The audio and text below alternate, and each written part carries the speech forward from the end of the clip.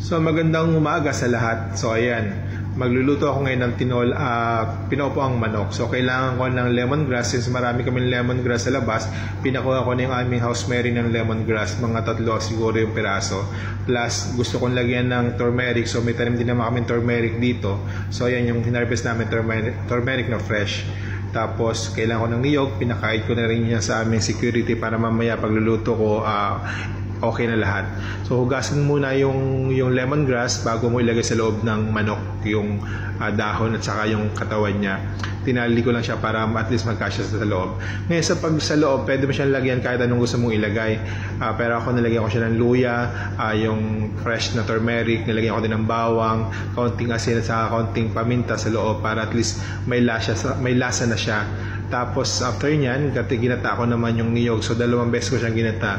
Yung unang gata, ipunin ko mamaya ko siya lalagay pang palapot. Yun din yung pangalawang gata naman, yun yung gagamitin ko pang luto ng manok.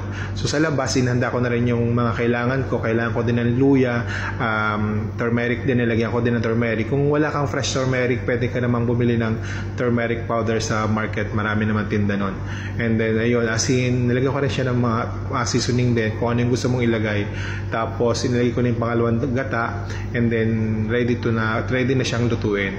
So bantayan mo lang siya baka mega kasi tapos tingnan mo para at least hindi siya ma-overcook.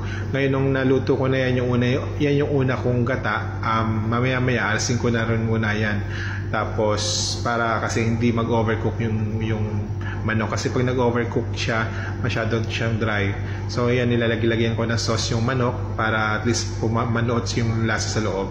After nung luto na yung manok, may natirang sauce. So gusto ko kasi ma-achieve na yung naglalatik-latik na sauce na malangis-langis. So piniga ko muna yung natitirang gata para at least mamaya lalagyan ko siya sa labas o pang topping siya sa manok. Medyo color yellow siya kasi gagawa ng turmeric na fresh. So ayan, masarap siya. Tapos ayan na, di ba? Parang talagang kanin na lang yung kulang. Naglalatik-latik na siya. So yun yung talagang gusto kong ma-achieve. So ayan nga, dahil na-miss ko nga yung pinopong manok na niluto lang sa amin ng parents namin kapag may sakit kami. Pero ngayon at least naluluto ko na. And happy